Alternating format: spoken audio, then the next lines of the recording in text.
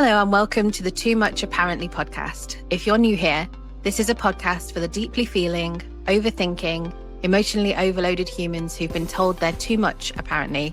And if you're back, thanks for choosing to sit with us again. We're Alice and Carly, two therapists who are also just sensitive weirdos trying to make sense of life, healing, and our own brains. This isn't a professional advice podcast. It's more like the messy, honest conversations that happen when you finally feel safe enough to say what you're really thinking.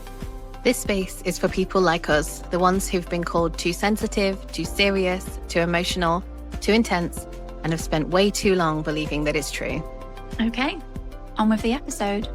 Today we're talking about something that doesn't get talked about enough, what it's like when everyone around you is in full festive mode and you're just not fine. Yep, this one's for the people who are expected to show up, smile, and be merry, while internally they're drowning in fairy lights, relentless Christmas music, and the sheer sensory assault of it all. We're talking about why the festive season can be particularly brutal for sensitive, neurodivergent, and deeply feeling humans, and why it's the most wonderful time of the year can feel like gaslighting when your nervous system is screaming. And how the relentless cheer, the sensory overload, and the expectation to just get into the spirit can leave you feeling like the Grinch. Except you're not stealing Christmas, you're just trying to survive it. So whether you're dreading the office party, the packed shopping centre, or just the sheer volume of everything, you're not alone and you're definitely not broken. Basically, this one's for anyone who's ever wanted to hibernate straight through December. So let's get into it.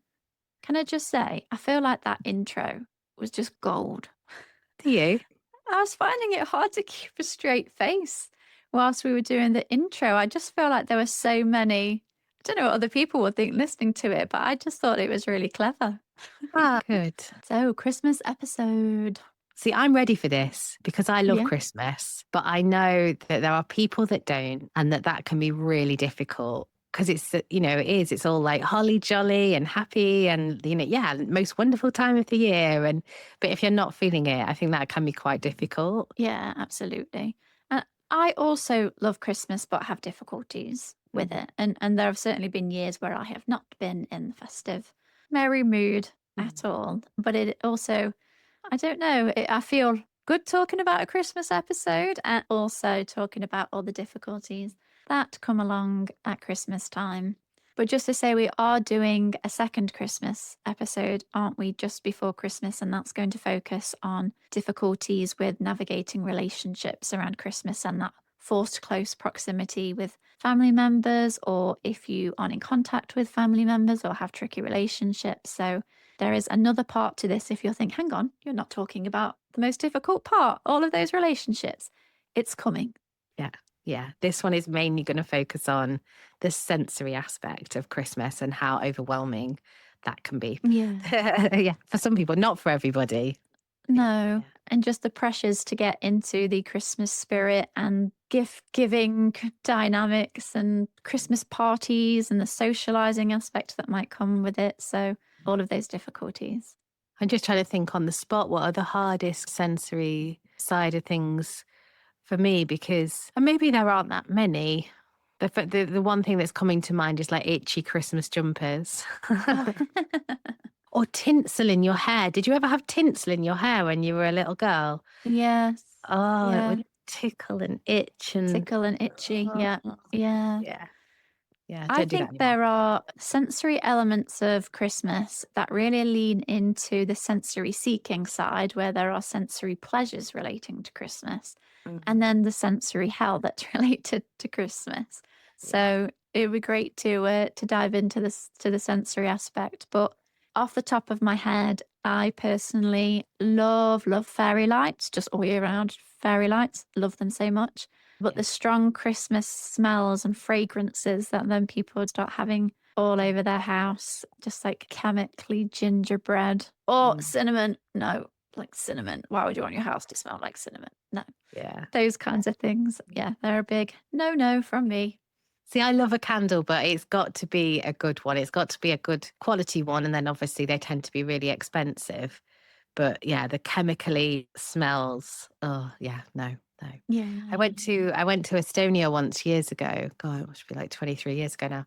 And outside every single shop, they've got a candle with some kind. I think they all have the same smelling candle outside every single shop, and it is that kind of orange cinnamon kind of smell. So the whole town No smells way. of yeah, yeah, Just yeah, outside. I've never yeah, known yeah. of that before, just putting candles to change the scent of the outside space. Yeah, yeah. It was gorgeous. It was absolutely lovely. If you love the smell, if you don't love the smell, you're kind of stuck. I'd be there with a Yeah. mask on. Yeah. Yeah. Yeah. Yeah. I think one of the things that's coming to mind for me is the crowds. So I've recently Mm. moved near to Manchester, and obviously Manchester Christmas market is one of the big Christmas markets. And it's so busy, and that kind of like jostling through a crowd. I don't like, I wouldn't have this so much. I'm thinking about when we've talked about clubbing and things, or like if I go to a gig, I don't have it when I go to a gig. I'm fine being squashed in and kind of jostled around with people. But Christmas markets and like busy supermarkets and like everybody trying to get the whatever Christmas dinner essential that you need. Yeah. I find that Yeah. I like my space. I don't like to go to places when they're really busy. So I can find that quite overwhelming and stressful. And I think it's only recently I realized that I was aware that I'd get like snappy and irritated and all that. But yeah, there's something about being in a busy place when I need space that can Yeah. really irritate me. Yeah. Yeah. I can cope better with crowds if it's in an outdoor space like a Christmas market. I mean, I don't love it, but it's not too bad.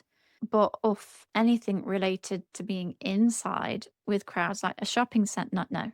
You're not gonna see me in a shopping center, and you're not gonna see me in the supermarket either. So I will give those jobs to other people.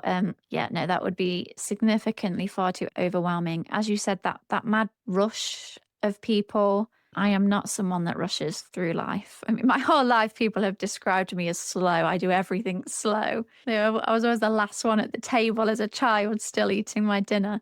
So when other people are rushing around me, I get really Mm, irritated by it because people are then a bit more careless.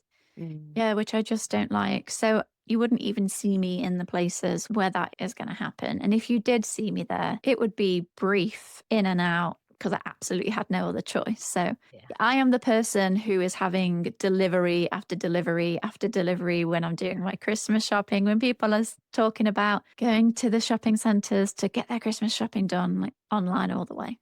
No. I used to do it in person and I used to do it last minute. So I was a single mom. I didn't have an awful lot of money. So I'd have to wait for my December pay that came on like the 22nd, 23rd, something like that.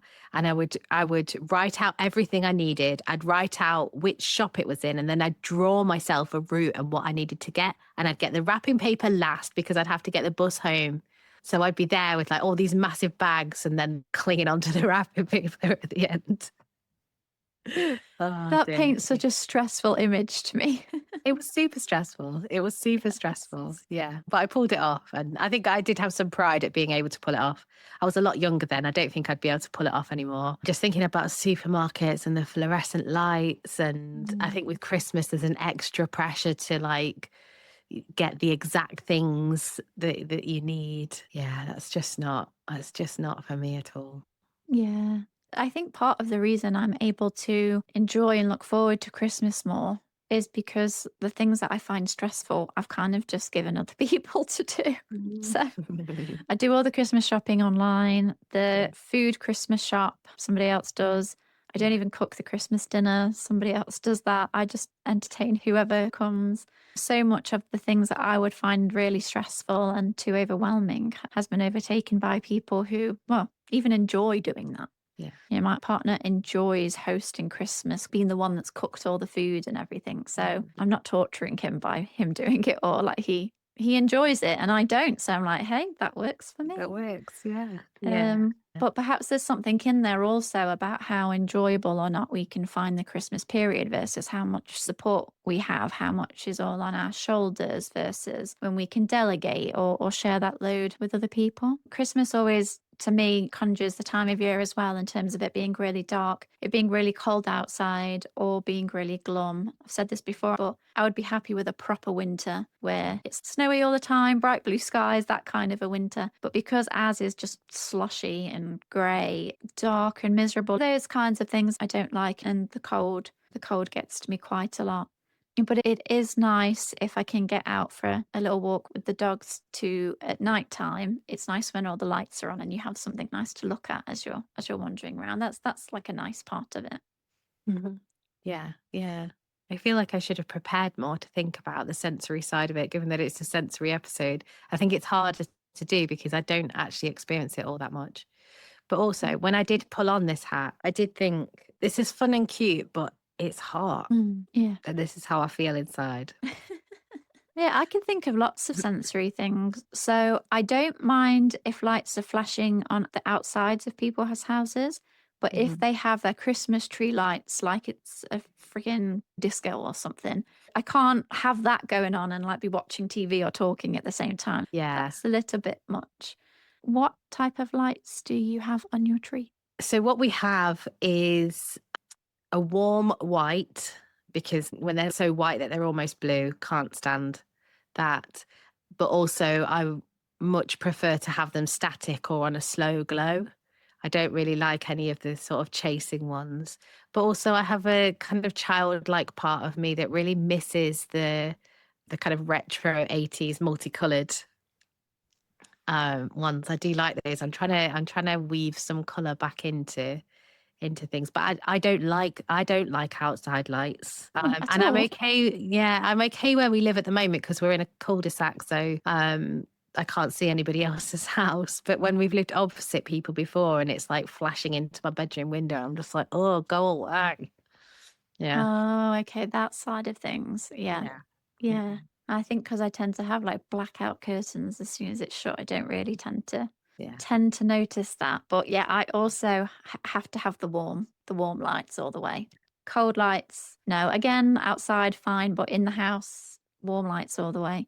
But my mum still has and loves the coloured lights. She Mhm. thinks they're the best lights to have the colour one. So I do like them, but yeah, I prefer to have the warm ones, definitely. Yeah, And from a pleasant sensory experience, I like having a real tree. yeah. We have a real tree as well. Although every year we buy it, I'm like, this is so expensive. No, Yeah, it does smell good, doesn't it? it does smell really good. I mean, every year I get one, I feel guilty because it's not great for the planet to have real trees. So every year I'm like, shouldn't really have a real tree. I can't not. I Yeah. love real trees. Mm. Yeah. The smell that they give off just feels really nice. And I like decorating the tree. Mm. That's always nice. I always put Christmas music on Mhm. and decorate the tree, decorate the house. So Yeah. they're nice things. I love the house being decorated for Christmas. I know some people find that a bit much. I mean, a friend of mine takes all her decorations down on Boxing Day, I think, because she finds it from a sensory perspective like, oh, just a bit cluttered and a bit too much. So the moment it's done, she's like, I need to get it down. Yeah. Whereas when I take all mine down, I'm like, oh, my house looks really bare. Yeah. I think I'm a bit of a mix. So we always do our tree on the last weekend of November to get the maximum Christmas time. And it always comes down on the 6th of January. And I'm not having anything taken down before that. But when I do take it down, I do have a massive sigh of relief of like, oh, right, that feels better. That feels clearer. Mm. So it does feel bare, but it feels bare in a good way to me. Yeah, you're kind of Yeah. just like, oh, okay. Yeah. And then I'm ready for my birthday on the 8th. Yeah, so then it's birthday mode. Yeah. If you do, or if you had to, do the Christmas shopping in person, being in a packed space, having the overstimulation of all the lights and the different songs blasting out of the different shops, what impact would that have on you? So I do my Christmas food shop. I do a split on my food shop. I do most of the stuff that you'd have in the cupboard. I do that online. But then all the fresh stuff, I'll go and buy it from the supermarket so that I'm getting exactly the thing that I want. And I think for me, there just has to be a level of acceptance that it is probably going to dysregulate me. I'm probably going to find it quite stressful. I generally get my second oldest child to come with me. He's quite calm. So that helps to regulate me. I find checkouts in general very stressful Yeah. because I feel like I just can't go fast enough and it just feels like a lot. So having someone there to help me with the checkout bit is important, but also just knowing that I am going to need some time after having done that to probably go to bed and turn the lights off and just lie down in the quiet and dark and not do anything for a little bit. Yeah. Yeah. It sounds almost like a sprint that you've got to endure and then afterwards Yeah. totally recover from. Yes. Yeah. It would be a similar experience for me. Very stressful, very overwhelming. I'd be very tense, probably come away with a headache or a migraine of some sort. And probably when I very first got there, it'd be a bit much, but it might feel okay. Kind of like a grit your teeth and bear it as you're going round. But the very end part, where it's then about getting out the shop and the checkout and stuff, Yeah. that's almost like just the worst part then, because it's like, oh, you've got all your stuff, but now you've got to do this bit. Although I quite like the scanners where you scan it yourself as you go round and then you just have to pay at the end. Unless you get Oh, picked for one of them random checks. They're so annoying. I just want to get out the store now. yeah. Um Yeah. yeah, they make checkouts a little bit more bearable, but yeah, overall I would need to recover from it the same. Yeah, I think another thing that I can struggle with is like family days out. I think I can struggle with family days out anyway because it's like, you're supposed to be having fun and with neurodivergent children inevitably somebody's not having fun. But with Christmas days out, it feels like there's extra pressure because they're so expensive, but also they're so loud. And the one that we've been to the last few years, they like pick people from the crowd at random to come and do extra like bits. And oh no, Yeah, I was listening, I'm like, no. But I don't want to be a Grinch about it. I want to be a fun mum. this is the point of the episode, isn't it? About how feeling this way then makes us feel within ourselves, where it feels like, reminded me of the boring episode, but where we feel like we're being boring, we're not being fun enough, we're being a Grinch, we're being a Scrooge. Mm, Um, all of those other things that if you're not loving it and in the magic of it all the time, that mm, you're going to get some sort of don't be such a Scrooge kind of comments, or just feel that in yourself that you're not living up to this expectation of how you're thinking you're supposed to be in that situation. yeah. And I wonder if, so we said in that episode about pub culture, and I wonder if you notice that increases around Christmas time with like Christmas parties and things like that. And actually, I was thinking the other day, we had said last year we were going to do the Christmas party this year, and then I've just completely forgotten about it. Oh I'm not sure if yeah. it's on or not this year. But obviously, because we're self-employed, there is no office Christmas party because there's just us. But even though there's just me and I'm not having an office Christmas party, I am already starting to feel the pressure of, so my uni group want to do Christmas drinks, which I'm going to go to. But then I've thought, oh, but my book club, they're also going to want to do Christmas drinks. So we'll do that. And it doesn't take much before in an already busy schedule, you're having to squeeze into the downtime that I need to survive my Mm, week. yes. Yeah. Yeah, it's tricky because there's part of me that really wants to go and celebrate with these people. And so with the people on my uni course, wanting to get to know them better. But I do find socializing a strain sometimes, that it gets into that whole small talk and yeah. The difference between wanting to be included. Sometimes I think the idea of these things sound nice. Yes. Like, oh, drinks with the book club or drinks with Yeah. my uni friends. The idea of that sounds really nice and Yeah. something that in our minds we would think maybe we would want to do. And then the reality of then actually doing it, slotting it in, as you said, to the already busy period, the overwhelm and socializing drain that may come afterwards and how much it's going to take, and thinking about the small talk element that the reality of it is it ends up becoming a lot. And it's if it was just one event, then you might be okay. But then when you've been invited to several events, Yeah. and even just not events, but just arranging to see people before Christmas to give them their presents and those kinds of things, there's still like having to do the rounds. Yeah. Yeah, to make sure that you've got everything and you've seen everybody before it gets to Christmas Day. So it's a lot, isn't it? Yeah. Yeah. And what I'm thinking about as you're talking there is like, I like Christmas. And what we're basically talking about, and of course we are because it's what the episode's about, but what we're basically talking about is how difficult we can find it. And this is for people who like it. So if you don't even like Christmas, it must be so much harder. Yeah, no, that's such a good point. I think if you don't really like Christmas and everything that it brings, it must be really difficult to cope with then all of this stuff. Mm. Because people then just aren't understanding of those who say, I'm going to spend Christmas by myself this year. Because some people will do that. They say, actually, I'm going to have a year of not doing what's expected of me, and I'm just going to have Christmas by myself. In fact, there was a couple of years ago where I'd gone through a difficult year, and I kind of had that thought myself of, do you know what? I might just have Christmas by myself. And it wasn't coming from like a depressive, feel sorry for myself, isolate myself way. I genuinely just thought it might actually just be quite nice just to have the Christmas day on my Yeah. own.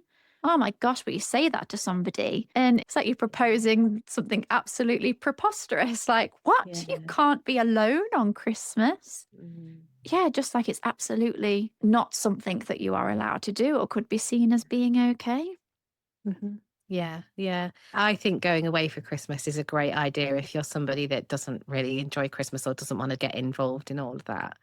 When we went to Orkney, like we've done that a couple of times, and that was really good. And I did it when my second child was born as well. We went away to somewhere in Aberdeenshire, and just I think the fact that we chose locations that are really quite far away from things adds to that. Yeah, you can just do your own thing. You don't have to worry about what everybody else wants, and um, I take it at your own pace. I think that's the thing. I think in the past it would be like, well, we need to go here to be with these parents and go here to be with these parents, and there's all this kind of moving around and rushing, and packing things up and making sure you haven't forgotten anything, and yeah, just being able to chill out Mhm, so much better. definitely. Yeah. Well, I will talk about that more in the next episode when we're talking about Mm. family and relationships. But Christmas is when your parents are divorced and there's different sets of families to spend time with, it does end up becoming all just about travel. Yeah. Going from here to there and here to there, trying to drive about on Christmas Day or Boxing Day, that it does end up becoming this whole palaver. It's a lot. It is a lot. Why do you think the festive season is so exhausting, even when you're not actually doing that much? Well, I think even for those of us who do live life in the slower lane and maybe don't get out and about as much as other people, often I think we live that way because that suits our nervous system and our energy levels and how we're wired anyway. So I think even if we're doing a bit more than normal, that's still going to exhaust us, even if other people are going to several Christmas parties and are out and about all the time. Just for us, if it steps up a bit, that is going to make it more exhausting. But I do think it's the increase in social pressures, whatever that looks like. I think thinking about gift giving as well can be exhausting. There was a time when I was younger where I was known for being the person that gave really thoughtful gifts, which is a very nice thing to be. But I think when I was younger, I just must have had the time and energy and capacity to really think about thoughtful gifts and get them ahead of time. And as the years got on, I felt like my gifts got less and less thoughtful. But I think because I didn't have the time, space, or energy to really give a thoughtful gift. Yeah. The commercialization of Christmas just ends up putting on so much panic and pressure and other people that you feel like you should buy gifts for. So there was a time where I just had so many people on my Christmas list that it just wasn't possible to give a thoughtful gift to everybody. And I think that created so much stress and overwhelm Mm. until it reached the point where I said, this is ridiculous. And I stripped my Christmas list back. It's like, no, you don't get a present. You don't get a present. But I just decided to alter it where focusing on Christmas on like my immediate friends and family, and then trying to give other people. So, like friends' children, for example, I used to give gifts to all of my friends' children. But I stopped doing that and I said, still going to get them a birthday present because that feels more personal. It's their birthday. Yeah. But Christmas, I just stopped giving them gifts because it was just getting ridiculous and cost so much money. So definitely, I feel like I'm going into what was helpful now. But anyway, stripping back on who I was giving gifts to was helpful. But yeah, so I think the pressures of gift giving Mhm. and the financial stress and pressure of Christmas in and of itself, the stress of that is then going to be exhausting. So you could be having a really quiet Christmas in the build up, but if you've still got lots of people to buy for, even just like food is so expensive now, just day Yeah. to day. So Mhm. Christmas food or drink, and it's not just Christmas because then it's Boxing Day and then it's not long till it's New Year's Eve. So Yeah. December is an Mhm. expensive month. And that's if you then take your children or you go with your friends to a Christmas lights event or a Yeah. Christmas market. Mhm. So there's just so many expensive things on that I think Yeah. the financial pressures and stress makes the month really exhausting as well for a lot of people. And Yeah. gosh, that's just a few things straight away off the top of my head as a reason Yeah. why it might be exhausting. Mhm. Yeah, yeah, and, as you're thinking about the cost of things, I was literally just yesterday looking at Christmas pajamas. So one of my children had said, "Can we have matching Christmas pajama?" And I was like, "Oh, yeah, so that's a lot of money when we're a family of 7." But also I was like, as I was looking at them and thinking, "Oh, okay, maybe we can just stretch to it. You know, they'll last. We can use them next year, the year after, the year after." And then I was like, well, no, we can't because the little ones are still growing. So unless I buy them like 3 sizes too big and they just drown them this year, then next year they won't fit. So they won't be match it. So even for the ones of us that it won't, that won't change size, they won't be matched anymore. But it's Yeah. also commercialized, isn't it? I think it was the same with Halloween a few weeks ago, and um, yeah, and with Christmas, like there's so many things, and it always feels like you've got to have all these things, like Yeah. Christmas Eve boxes or Advent boxes are the next thing, and Yeah, or I families that do Elf on the Shelf. That oh always, yeah, I mean, it looks fun and really imaginative and creative, but I imagine, obviously not having kids, that the day to day of it actually it's just another pressure. yeah, we do Elf on the Shelf. We've done Elf on the Shelf for at least 11 years now. Oh, wow. I didn't know it'd been Uh, around that long. Yeah, and the amount of time, I mean, thankfully, that is one of the things that I've delegated to my husband. So and the amount of times it'll be like 11 o'clock at night and he'll be like, oh, I've forgotten the elf. um, so yeah, there's all that kind of extra pressure. And I notice content creators now will say things like, and you don't have to do this for your family. It's not essential. It's like, yeah, but you're still pushing out content around something more to do, more to do, more to do. And the person saying you don't have to do things, you can still have a nice Christmas without it, doesn't really take away that feeling of like, oh, but I feel like I should, or if lots of my children's mums are doing this, are they going to feel like they haven't? And yeah, yeah, it's a lot, isn't it? It is a lot, yeah. And the gift giving element, I think, Mm, is such a stress and such a yeah, pressure. And I've yeah, certainly got my perspective on why I feel that is for me. And you've already mentioned some of it for yourself. Yeah, so you were saying about feeling like you want to spend the same amount on your kids, but also they have to have like the same type of present, and then their present pile has to look kind of the yeah, same, which must be yeah, so hard with such a broad range of ages because typically as you get older, the presents get more expensive and you get less presents, don't you? yeah, So I yeah, don't know how you manage that so that the piles look yeah. equal. Yeah, yeah. It's a bit of creative home bargains shopping for things that come in a bigger box, and I don't always, I don't always achieve it. And last year, my youngest had a Barbie dream house, and like the box on that is enormous. It's ridiculous. So there was no way I was going to be able to even that out.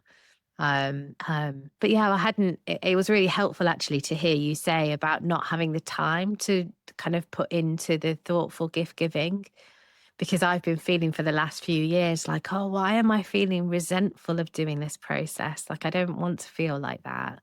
But actually, I think what it was is that I'm trying to do it around an extremely busy life now. Whereas when I'm thinking back to the past, when I was finding it easier or even enjoyable to do, I think it was probably when I wasn't working. It was probably when I was on maternity leave and able to just kind of sit and um, yeah, think about, just casually about what we wanted. and didn't have so much financial pressure back then. So yeah. Yeah, it makes such a big difference. Mm. Yeah. I find the gift giving element really hard when there's not like a specified amount of money that you're each knowing that you're spending on one another. And Yeah. am I matching the gift in terms of value of the gift? Because I really just don't like the idea of somebody spending more money on me. Yeah. And I wouldn't mind if I've spent a bit more on that person than they've spent on me. Yeah. And again, I feel like this is wrong, but I feel like I would mind if I'd spent quite a bit on that person and they'd not really spent that much on me.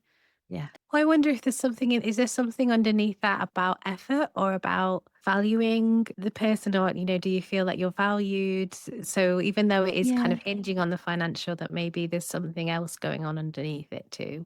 Yeah, it comes down to how important or valued I feel in that friendship. It would be different if someone said, "I'm really struggling financially this year, and I'm just going to get you a little gift," and Mm. I knew that, not bothered about that, and I would still spend the same amount, and that would be fine.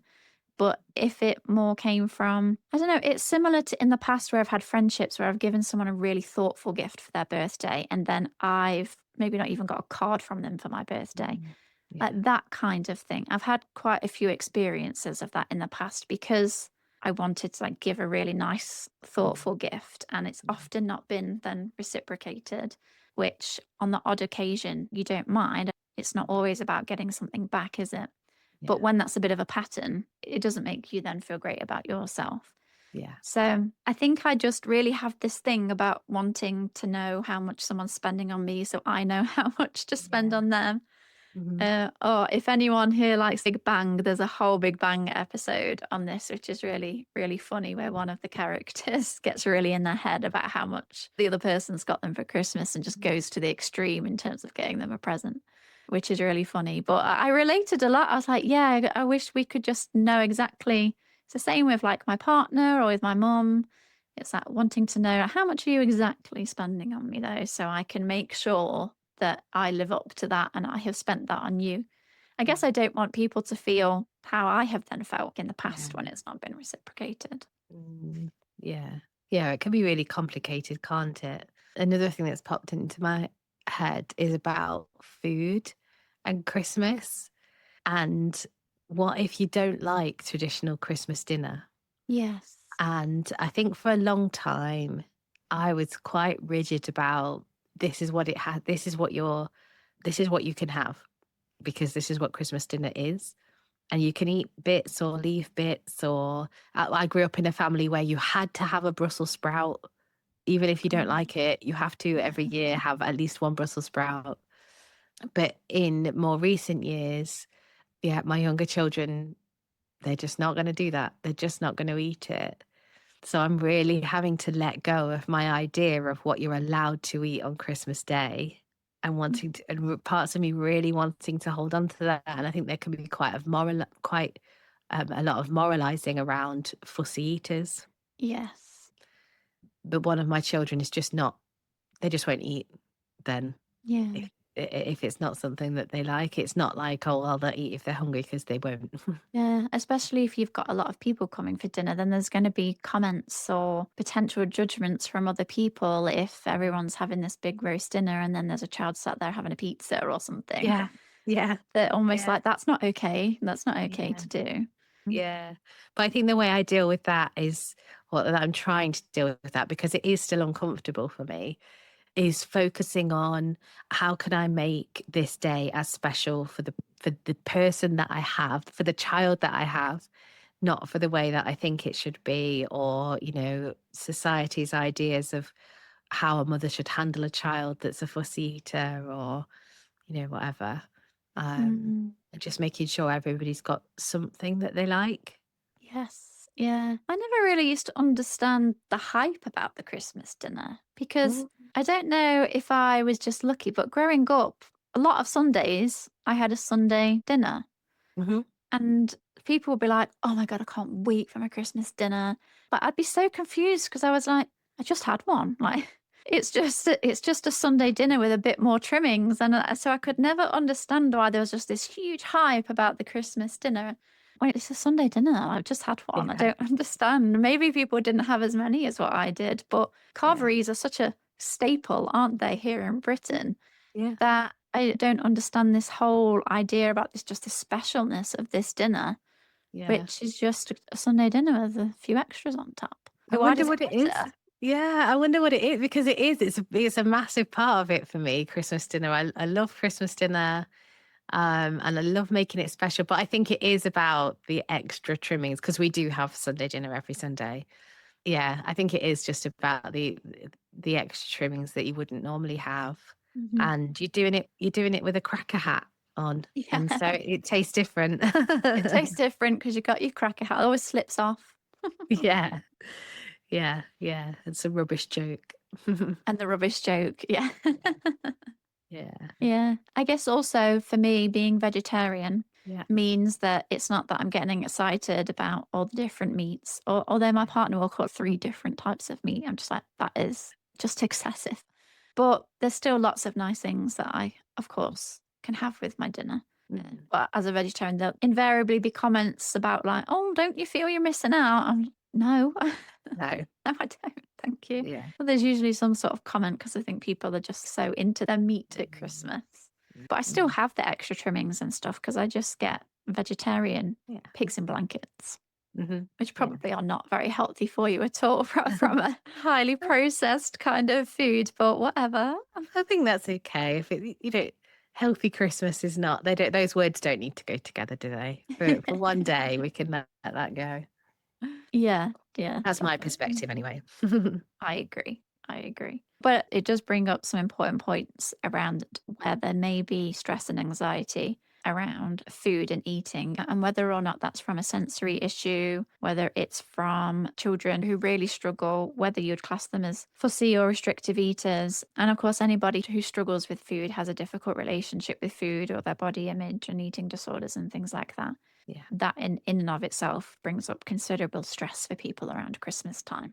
Yeah. There's just so much, isn't there, that can There come up is. for people Yeah. that make this time of year Yeah. difficult. Yeah. Yeah. And yeah, it hadn't even occurred to me until you'd said there, even though, weight and body image and food issues has been a lifelong thing for me. Just Yeah. hadn't even, but of course it is. Of course it's there, whether it's, people that are struggling to eat, that are feeling like they've got to eat and they're kind of forcing things down, or whether it's people that struggle to stop eating. And then there's a lot of guilt and I guess the urgency. Some of these foods only come out at Christmas. And then so that feeling of like, well, I've got to get them now, or, I won't be able to have them later, or the guilt of gaining weight, or, whatever. Yeah. Can be Yeah. really stressful. Yeah. There's so much, isn't there? Yeah. So I feel like we've spoken quite a bit about what can make the Christmas period difficult or make it hard to be fine or festive. And I'm sure there's lots that we've missed. But how can we then navigate that to kind of have a Christmas that is on our terms? How can we engage with it differently? How can we Mhm. set different boundaries or expectations for ourselves or other people? Is there Yeah. anything that you have done that's helped you or that comes to mind that might help other people? Yeah. So I think this is probably where the next episode is going to come in handy as well, because I think often what can come up when you're trying to ask for what you need from like a sensory perspective is, do other people find that reasonable or not? And if they don't, how do you handle that?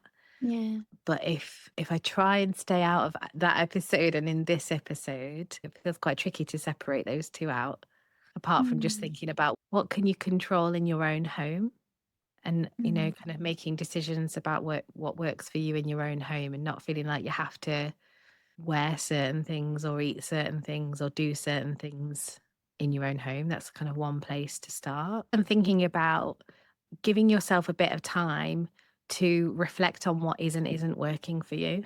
I think the message to just go along with it, or just do whatever aspect of the kind of festive fun that it is, um that actually you might need to pause and think about, do you actually enjoy a thing, or are you doing it because you feel like you should? So I think there's something about just getting clear on what you enjoy and what you don't first.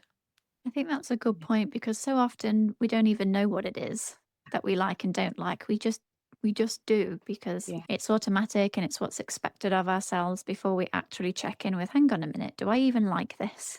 Yeah. Is this how I want to spend my time? Is this what I want to wear? Is this how I'm going to be Yeah. comfortable for the day? What do I want to Mhm. eat? Yeah. And it can start all the way from the beginning of December 1st. Mhm.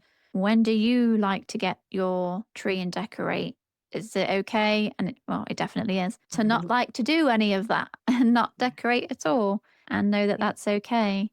Trying to set some reasonable limits and expectations for yourselves around who you're giving gifts to and how much you're spending on people. How many social events are you willing or wanting to go to? Yeah. And know that you don't have to go, well, you don't have to go to any, but you don't have to go to all of them. Yeah.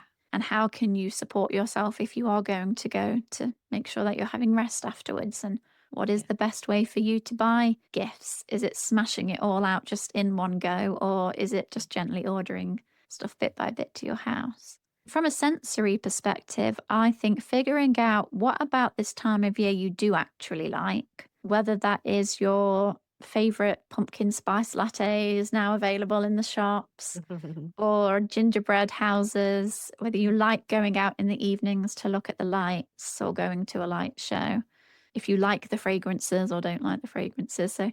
thinking about what things do light me up or bring me joy around this time of year that are to do with Christmas or not to do with Christmas, but just this time of year, and lean more into those. And where possible, change the things that you don't like that overwhelm you or cause you a headache or blind Mhm. you, those kinds of things. Yeah. I Yeah. think that's really important. But Mhm. boundaries are also really important, not just with people, but just in terms of what you yourself are prepared to do. So, whether that's a boundary with yourself about, okay, we're not going to do this, or we are going to do this, Mhm. or whether it's about those Christmas expectations. If you want to eat your Christmas dinner in your pajamas, eat your Christmas dinner in your pajamas. If everyone else gets dressed up and you just like, no, Christmas should be about being comfortable and cozy.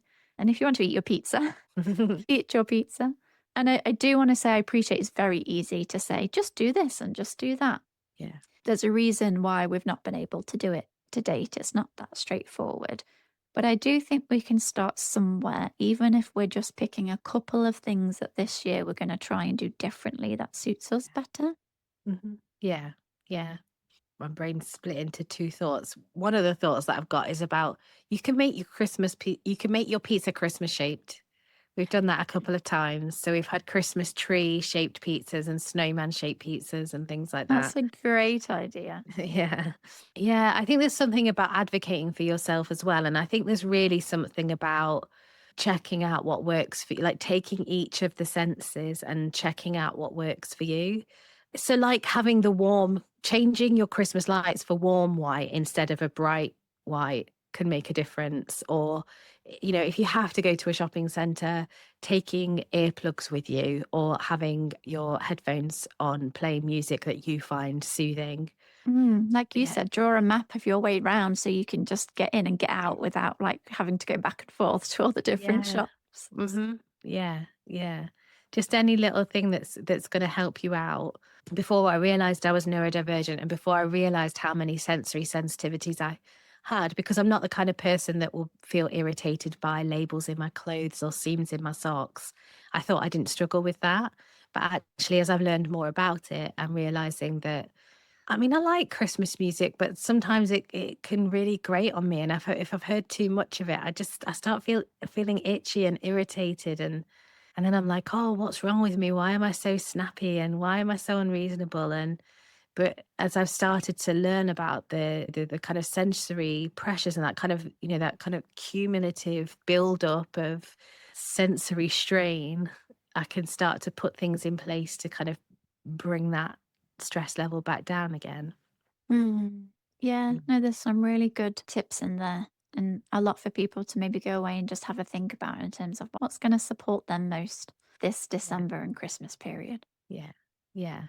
Have you still got did you do an ebook that you sold for £5? Just That I'd thinking about attended? that, last year, me and my colleague Chloe Parfit ran a free Christmas workshop where we spoke all about the kinds of things we've been speaking about this episode. And we had some really great feedback on how helpful that was, because we had lots of tips and tricks and things that you can do for yourself. But on the back of that, we also produced a guide. It was marketed towards autistic people. I think it's an autistic survival guide for Christmas. But that is available to buy. I think it's just under £5. So I'll put the link in here in case anybody is thinking that having a resource to help them reflect on what they actually like and don't like about Christmas and what will help them. There's a lot of stuff like that in there. So I can put that in the podcast notes. Great. Yeah, that'd be really helpful. If the festive season feels more like an endurance test than a celebration, you're not alone. Your nervous system isn't being difficult, it's being honest. And maybe the most festive thing you can do this year is honour that. So if you need to wear sunglasses indoors, leave the party early, or spend Christmas Day in a low sensory environment, that's okay, really. You don't owe anyone your discomfort, not even at Christmas. And if someone says you're ruining the Christmas spirit, remember, the real spirit of Christmas should include making space for people's different needs. Your nervous system is doing the best it can in an overwhelmingly stimulating world. Next time, we're getting a bit existential, too philosophical to function, when your brain won't stop asking what's the point, but you've still got laundry to do. But for now, we'll leave you with this. What's one thing you could do this festive season to protect your nervous system, even if it looks nothing like what everybody else is doing? That's all from us today. If this episode made you feel a bit less alone, the best way to help us reach more people is to subscribe, rate the podcast, and follow Too Much Apparently on Instagram, TikTok, and YouTube. Those simple clicks help other sensitive humans find us when they need it most. Thanks for listening, and we'll be back soon.